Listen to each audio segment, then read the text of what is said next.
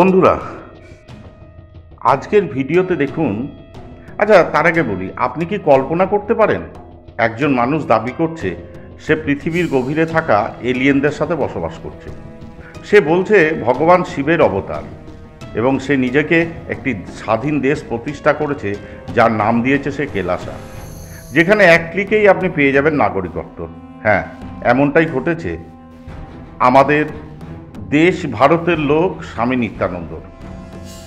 স্বামী নিত্যানন্দ এই প্রতারণা করেছেন।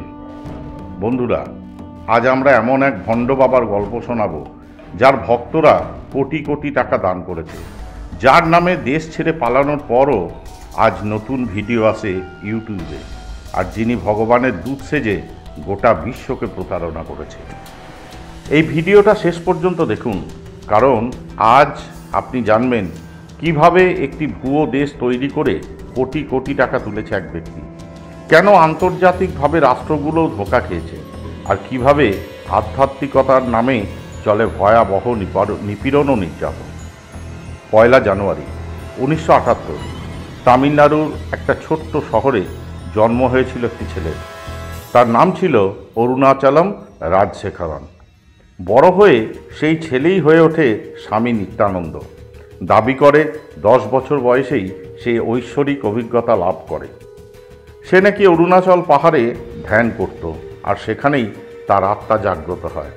তারপর মাত্র 17 বছর বয়সে সে বাড়ি ছেড়ে বেরিয়ে পড়ে এবং 2000 সালে প্রতিষ্ঠা করে তার প্রথম আশ্রম নিত্যানন্দ ধ্যানপীঠম। নিত্যানন্দের বক্তৃতা ছিল অতি মাত্রায় নাটকীয়। ইংরাজিতে, হিন্দিতে, তামিলে সে অসাধারণভাবে বলতে পারত। সে বলতো মানুষের চিন্তা লজিকের বাইরে, আর সে নাকি ক্যান্সার পর্যন্ত সারাতে পারে। তার এই অভিনয় দেখে অনেক মানুষ মোহিত হয়ে পড়ে। দক্ষিণ ভারতে অল্প দিনেই গড়ে ওঠে অসংখ্য আশ্রম। 2010 সালের মধ্যে আমেরিকা, ইউরোপ সব জায়গাতে তার মেডিটেশন সেন্টার খুলে যায়। কিন্তু 2010 সালে একটি ভিডিও প্রকাশ্যে ভাইরাল হয়, যেখানে দেখা যায় এই তথাকথিত সন্ন্যাসী এক তামিল অভিনেত্রীর সঙ্গে আপত্তিকর অবস্থায় রয়েছে। যদিও নিত্যানন্দ বলেছিলেন ভিডিওটি ভুয়ো। আমি তো নারীত্ববিহীন, পুরুষত্বহীন একজন ঈশ্বর। পরে ফরেনসিক রিপোর্টে নিশ্চিত হয় এই ভিডিওটি সত্যিই তার ছিল। এই ভিডিওটি রেকর্ড করেছিলেন এক প্রাক্তন ভক্তা আরতি রাও। তিনি জানান 5 বছর ধরে তাকে নিত্যানন্দ ধর্ষণ করেছে। আরও ভয়ঙ্কর অভিযোগ আসে, নারীদের ধর্ষণের আগে নিত্যানন্দ নাকি গোপনীয়তা চুক্তিতে সই করাতেন। আশ্রমে শিশুদের মারধর, খাবার না দেওয়া, নিপীড়ন সবই চলত নিয়মিত। এমনকি 2014 সালে তার আশ্রমেই মারা যান 24 বছর বয়সী শিষ্যা। তার মায়ের অভিযোগ মেয়েকে নির্যাতন করে হত্যা করা হয়েছে, কিন্তু এসবের পরেও তার ভক্ত সংখ্যা ক্রমশ বেড়েই চলল। নিত্যানন্দ বলল, এইসব আক্রমণ আসলে হিন্দু ধর্মের বিরুদ্ধে ষড়যন্ত্র। 2018 সালে আদালত বারবার সমন এড়িয়ে অবশেষে দেশ ছেড়ে পালায় নিত্যানন্দ। প্রথমে নেপাল, তারপর নকল পাসপোর্ট বানিয়ে সে আমেরিকা চলে যায়। এখানে বসেই সে ঘোষণা করে তার একটি নতুন দেশ তৈরি করেছে সে, নাম কেলাসা। তার দাবি এটি হিন্দু ধর্মের ভ্যাটিকান সিটি। এরপর থেকেই নিত্যানন্দের মিথ্যাচার এক নতুন মাত্রা পায়। কেলাসার নিজস্ব পতাকা, সংবিধান, পাসপোর্ট, এমনকি কেলাসিয়ান ডলার নামে মুদ্রা পর্যন্ত বানানো হয়। তাদের ওয়েবসাইটে লেখা আছে, এই দেশের পাসপোর্ট আপনাকে 14টি লোক ও 11টি মাত্রায় বিনামূল্যে প্রবাসীদের কার্ড দেবে। এই দেশ নাকি শুধুই হিন্দুদের জন্য, আর 1,20,00,000 মানুষ ইতিমধ্যেই নাগরিকত্বের জন্য আবেদন করেছে। 2023 সালে কেলাসার প্রতিনিধি বিজয়প্রিয়া নিত্যানন্দ জাতিসংঘে গিয়ে বলেন, আমরা হিন্দুদের জন্য একটি স্বাধীন রাষ্ট্র। তাদের দল ব্রিটিশ পার্লামেন্টের দিওয়ালি পার্টিতেও যায়। নিউ জার্সির নিউ ইয়র্ক শহর কেলাসার সঙ্গে সিস্টার সিটি চুক্তি করে। পরে বুঝে ফেলে তারা প্রতারণার শিকার হয়েছে।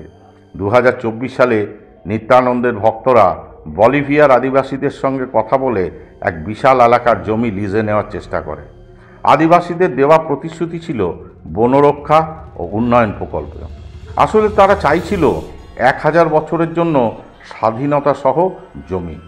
এক সাহসী সাংবাদিক এই ষড়যন্ত্র ফাঁস করে দেয়। বলিভিয়ার সরকার চুক্তি বাতিল করে, 20 জন কেলাসা সদস্যকে গ্রেপ্তার করে। নিত্যানন্দ বলে সে একজন এলিয়েন, পৃথিবীর অভ্যন্তরে বাস করছে। সে পৃথিবীতে এসেছে কারণ এখন তার প্রয়োজন। সে বলে 3 বিলিয়ন মানুষকে আমি তৃতীয় চোখ দেব। আমি এলিয়েনদের জন্য কসমিক এয়ারপোর্ট বানাচ্ছি। এই ভণ্ডামির কোনো সীমা নেই। বন্ধুরা, প্রশ্ন একটাই, এইসব মানুষদের আপনি কেন বিশ্বাস করবেন? এই বাবারা আপনাকে শুধু ভয় দেখিয়ে মিথ্যা অলৌকিকতার গল্প শুনিয়ে আপনাকে ঠকায়। যেদিন ক্যান্সার ওষুধ বের হবে, তা হবে বিজ্ঞান দিয়ে, অলৌকিকতা দিয়ে নয়। নতুন কিছু শিখুন, বাস্তব জীবন গড়ুন, যুক্তি ব্যবহার করুন। ভগবানকে ভালোবাসা মানে অন্ধবিশ্বাসে ডুবে যাওয়া নয়।